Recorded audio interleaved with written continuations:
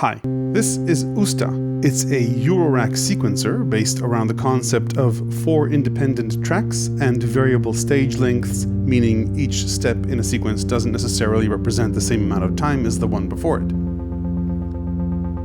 It also supports chance and randomization on a per-stage basis and has independent stage knobs for immediate access to stage parameters. It's quite a bit more powerful than may initially seem, and with power comes complexity. Let's take a look at how things get done on USTA. More of this jam at the end of this video, and I'll walk you through the setup in a bit. Let's start with a hardware overview. USTA has 16 pushable endless encoders, which let you edit the stages in your pattern. Each step in an USTA sequence can take a different amount of time, so steps are called stages rather than steps in regular sequencers. So take, for example, this simple 4-stage pattern. I'll play it. Right? Currently, each stage has the same length. I could take out this stage by giving it a length of 0 and give this stage a length of 2. Right? And it will take twice as long as any other stage. There are 16 stage encoders, but there may well have been 7, 13, or 15 because the minute you change the length of one stage, you're off the traditional 16-step grid. Each track, and there are 4 of them, outputs 2 types of parameters, 2 CV outputs and 2 gate outputs. CV outputs can be output either as steps or ramps, and gate outputs can output either gate lengths or ratchets. You control the 4 tracks here. So for example, in this sequence, I have track 1 playing this little bass line, then track 2 is controlling SWN. We'll get into this in detail a bit later. Track 3 is my bass line. Then the 4th track is my drums, which I control by sending gates out to Disting. I can turn them on or off by turning on their gate parameter. So for example, this is the kick. Then the 2nd gauge track is the hi-hats in my case. For transport control, you've got reset here, and then just play pause, which as you saw, I can use to start and stop individual tracks by holding escape, or just start all 4 patterns by pressing play pause.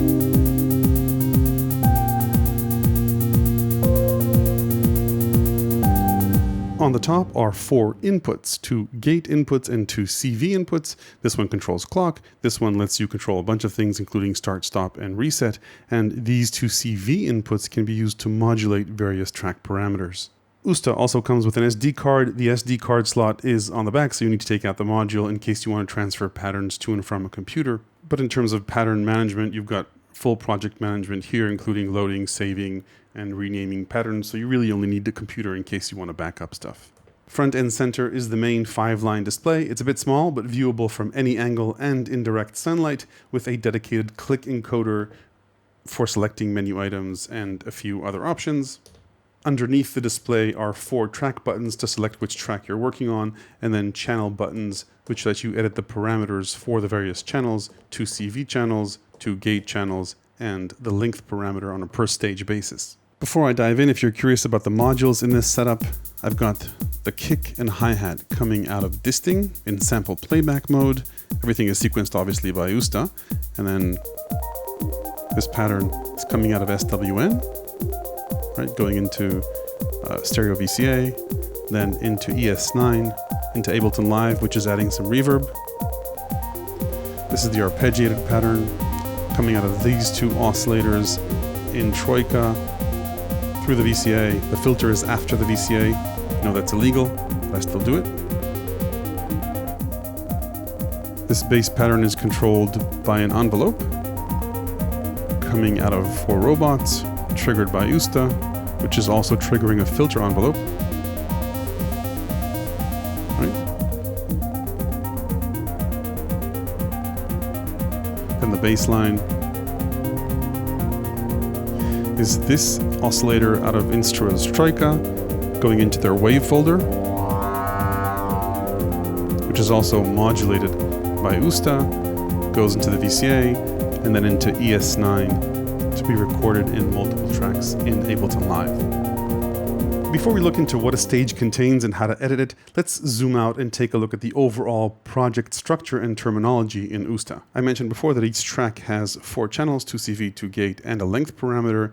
There are 16 stages in every pattern in each of the 4 tracks, and you can have 32 patterns per track. You can either chain these patterns in a long sequence of patterns, which means you could potentially have one pattern which is 512 stages long. Song mode lets you organize patterns in slots. Each slot can have any pattern in any order, and the pattern can repeat up to 16 times. And then USTA supports the concept of stage loops, which are mini loops within a longer sequence that can also repeat up to 16 times. Each of the 4 tracks has its independent track parameters. You access that with a short click on the little silver navigation encoder, which includes independent BPM or tempo per track. You can have the track use the internal clock or be clocked by an external source. A track can run either at a clock division or multiplication of the original tempo. There are quite a few additional parameters available on a per track basis, like swing, modulation destinations, scale, including non-12 EDO subdivisions. More on that later. Okay, let's zoom in and take a closer look at what each stage can contain. There are 5 core components in a stage, 2 CV parameters, length, and 2 gate parameters. To change these parameters, you have to make sure you're in edit mode, which means this little pencil needs to be red. Then you select the channel that you want to edit. So let's say I wanted to edit length, which is this thing here. Right now we're looking at pattern 1. We're seeing pattern 1 and playing pattern 1 out of 32. These stages have a length of 0, and these stages have a length of 1, right? So if I play this pattern, right, as before, I could reduce the length of a stage, increase it, right, anywhere up to 16 units per stage. The length of a single unit depends on the overall tempo and the clock division or multiplications for the track, like I showed you before. A neat little trick in USTA, let's say that I set 4 stages, right? So I've got a length of 1 unit per stage. If I increase the length of, say, this stage, right, it'll no longer be a 4-unit sequence. You can increase the length of a stage using course, then it will take out a step from the stages following it and still maintain a 4-step sequence with 3 stages. So that's the length parameter. Let's take a look at the CV and the gate channels. On the CV side, each of the 2 channels on a track can be set to either play a quantized pitch from a set of one of numerous scales or continuous raw control voltage. You can determine that in the track settings by hitting the silver encoder. So for example, in this track, right, I've got CVA set to output pitch and CVB to output raw voltage, but I could have, if I wanted, both send out pitch or both send out raw voltage. If set to pitch, you simply turn the encoder to choose the note that that stage represents. And if set to raw voltage, right, in the case of channel B here, you turn the encoder and you have different voltage levels. This is sort of like a medium step change. If you hit course, you can go up and down full volts, or if you hit escape in course, you can fine tune the levels down to 0.001 volts. Voltage ranges, by the way, are also set in the track menu, and they can be either 0 to 10 volts or -5 to +5. Now you've got 2 ways that voltage levels can transition from one to the other. One is immediate, and if you press the encoder, then you'll get a slide to this stage for the duration of this stage, and you can do that, right, for each of the stages. There's another stage type, which is just red, which means this stage will be ignored. So those are the basics of CV channels. Let's take a look at gate channels, and for that I'll go to track 4, which is my drum track. Here too you have 2 stage types. A green stage type means that the encoders will determine the number of ratchets in a particular stage, and a blue stage type means that the encoders will determine the gate length. In this particular track, I'm playing a kick on channel A, so gate length doesn't mean much. If this was a note, it would make a difference. But my hi-hats have ratchets on them, right? Because it's green, the stage is green, so I can have, 1 ratchet per step, which is no ratchets, 2, 3, right, up to 16 if I wanted. Here too, by the way, red just means no gate or no ratchet at all. One comment to Frap Tools, it would be nice to have some on-screen indication for what green or blue or red means, because if you leave this for a while and come back to it, say after a month or two, you might forget that. All right, so those are the basics of what each stage in USTA can contain. Beyond that, each stage has two additional layers, one which is a probability of a random event happening, and the other is the extent of the randomness of that event. Those are the green and blue layers of channels. So notice when you first hit a channel, its LED lights up in red. But if you press the button again, it turns green, and if you press it again, it turns blue. So green is the probability of a certain random event happening, and blue is the extent of the randomness. So let's go back to our hi-hats. Right, I've got one hi-hat here. If I go into the green layer, I can increase the probability of a random event happening. Right, let's make it, say, at about half. And then I could change the extent of the randomness, right, which is currently set to 0, so nothing random is happening. As I increase it, I'll get either a ratchet value below the original value, which is 1, meaning no ratchets, or above it, which is the number of ratchets as per the lights on the encoder ring. Let me tone this down a little bit. Same goes, by the way, for notes as well. So let's get this pattern going, and then go back to, say, track 1, and get this pattern going as well. Right? So over here, you didn't see it, but I actually have an element of randomness on these notes, right? And the extent of randomness here is very simple, but let's increase that. Let's increase that here as well. Right, so our pattern can vary a lot from what it was originally set to, from the values it was originally set to. So again, green is the probability of a random event happening, and blue is the extent of that randomness. Same comment as before, by the way, to Frap Tools. There's no indication as to what red, green, or blue means in terms of which layer you're editing. It would be nice if there was some sort of on-screen indication for that. Now, I won't go over all the editing functions here, just a few neat things. Say, for example, you wanted to change a parameter across a number of steps. You could use either set all or shift all. So shift all will increment or decrement the parameters for all the encoders after the one you're turning. So let's say that I wanted to change the length of the stages from this encoder on. I just hold shift all and it would shift them up or down. Set all, by the way, just sets them to a particular number. So let's start changing these a bit, right? Maybe do like this. If I hit shift all, they'll all move one up or one down. If I hit set all, it would set them all to the same value. You can also copy paste stages and entire patterns with escape and set all to clone a stage, or escape and shift to clone either a layer, pattern, or track. As I showed you previously, you can have tracks play independently. You can also set a master and slave relationship between tracks. I won't get into that here, but it's good to know that that exists. Let's take a look at the information that the main screen gives us. It has 5 rows. The top row is the project name. The second row gives you the track tempo, as well as clock division or multiplication and track scale. The third row shows you which pattern you're seeing out of 32 patterns per track, and which pattern is playing, as well as the pattern playback range. You set the pattern range in performance mode, right? So edit mode is when this pencil is red. I'll turn it to green, and then you set the end and start patterns over here. So right now, patterns 3 to 6 will play. Okay, let's get that back to normal. The fourth row, which you can't see now, but let's get back to that, will show you the values for the current stage you're editing. So the 2 CV parameters and the 2 gate parameters, as well as the stage length in the middle. And the fifth row is the stage loop feature. So let's take a look at that. The idea here is that you can take a certain number of stages in your pattern and have them loop. So for example, in this pattern, stages 1 to 4 are active, right? I could choose to say repeat a loop between stages 2 and 4 or 2 and 3, have that repeat a few times while the pattern is playing back. So you get a visual cue for which buttons to use here. You've got from, length, and for how long. So I could set the start stage using this, right? Any step or any stage, sorry, from any number of patterns.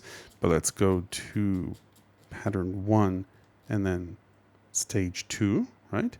Then you set the length here, I want to loop, let's say 3 stages, or let's keep it simple with 2 stages, and then how many times I want that to repeat. Let's have it repeat, say 4 times or 5 times. Now by default, the stage loop won't be active, right? But if you double tap set, it becomes active and you get a stage loop within a broader pattern. Let's talk about arranging patterns. I mentioned before that in performance mode, you can set a start and end pattern sequence, right? So like this will play patterns 2 to 5 in a loop. But tracks also have a song mode. To edit that, you need to be in edit mode and then hit escape and pencil. The little guitar lights up. That means that you're in song mode. In song mode, every encoder represents a slot. Each slot can have any pattern and then the number of repetitions for that pattern. Since there are 32 patterns and only 16 lights, notice that when I turn this, it'll start lighting up. And then as I go past 16, it'll sort of turn this way, right? So this is me selecting pattern 32 for this slot and then going back all the way to pattern number 1.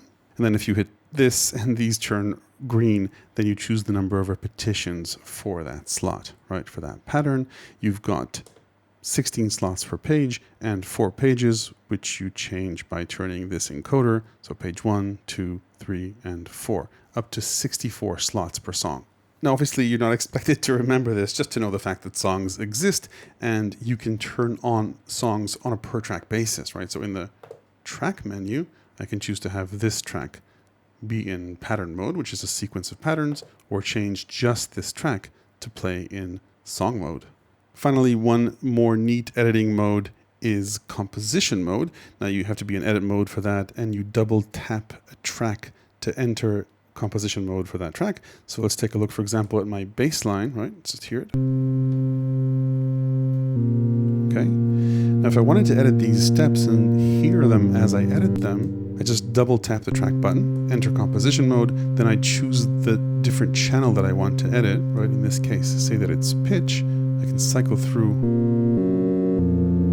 the 4 stages in this track, edit, say, the pitch, right? And notice the change in timbre here, right? That's because I'm using channel B here to change the wave folder, right? So I could edit that as well. The voltage level, change the timbre here. So a really nice way to edit on a step-by-step basis. Another nice little feature here, I won't demo it, but it's good to know. You can sequence notes using an external keyboard. You connect the keyboard's CV into input A, you connect the keyboard's gate into this input, and then as you play notes on the keyboard, composition mode will let you sequence monophonic notes into the pattern. Let's talk about a few more miscellaneous features. There's a fun feature in USTA that lets you store the last randomly generated pattern. So let's say you just heard a randomly generated masterpiece and want to save that in a different pattern. USTA remembers up to 16 random notes that it played previously, and you can store that into a new pattern. I'll briefly mention the inputs as well, so you can time a track to an external clock and start and stop it or reset it using this input. The CV inputs are configurable to change different parameters in the track menu. So you can, on a per track basis, go ahead and choose what they impact. They can impact the pitch, the root note, and even move the pattern around, right? All these parameters that you see here are potential modulation destinations from these 2 sources. Let's say that I wanted to shift pitch on channel A. I would press here, right, and enable input either from CVA or from CVB. If you're into micro tuning, there are quite a few options there. I mentioned this briefly before, right? You can see the different EDO scales you can choose here. I'll just cycle through these. It's pretty crazy, the amount of different scales that they put in here. I asked Frap Tools about why they included so many alternate EDO scales, and they said that they got a lot of requests for it. If you've got links to non-12 EDO music, please feel free to add them in the comment section below. Now, external links sometimes get flagged as spam, so don't worry if yours doesn't show up immediately. I go over these every now and then and approve them if they're blocked. We talked a lot about edit mode. Not much to say about performance mode other than you could set pattern chains like I mentioned before. In performance mode, the stages are protected from being changed. If you press an encoder, it will jump to that pattern temporarily, right? So this represents pattern 1, pattern 2, 3, 4, and so on. If you press it, it'll play pattern 4 once. It would be nice if you could permanently move to a pattern using these encoders, or maybe set ranges just by hitting the first and last encoder of the range you wanted to go to. So let's say if I wanted to play patterns 5 to 8, I just press these two and it would loop them. Okay, let's talk about pros and cons, or things you might want to consider if you're thinking of buying this. My main issue isn't the learning curve. I think overall it's relatively simple and easy to get to know what USTA can do. It's more the how that takes a little getting used to. Now, if this is your main sequencer and you use it daily, you'll probably develop muscle memory very quickly. But if it isn't and you return to it after a while, let's say a few weeks, you're probably not going to remember what each color represents, what the green and blue and red stage types are for the gates and CVs, and what tapping these means. That takes a while to get used to. Now, I created a little cheat sheet to help me out as I was learning this. If this is helpful for you, feel free to freeze the video and take a screenshot. It was helpful for me to have this nearby as I was learning USTA. This doesn't contain all the shortcuts, so it would be nice if Frap Tools made one that did.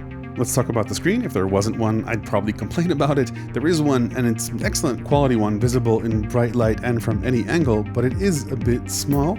It packs a lot of information, and yet it would still be nice to have all the parameters reflected, things like CV or gate stages, or which layer you're editing and what it means, so that you didn't have to memorize the colors. Hopefully that's something that will be added in a future firmware update. In terms of musical features, though it can support polyphony with 2 notes for each of the 4 tracks, this isn't the ideal sequencer for polyphonic sequences. A piano roll or grid-based sequencer might be more adequate for that. On the pros side, Frap Tools have taken the concept of a variable stage length sequencer with immediate controls and randomization and gone quite far with it. If you're not into advanced features, you can just ignore them and create simple sequences, like the one that's playing in the background. But if you want to create complex polyrhythmic and polymetric patterns and songs, USTA can do it. And once you get the hang of it, things are pretty immediate and you can get results fast.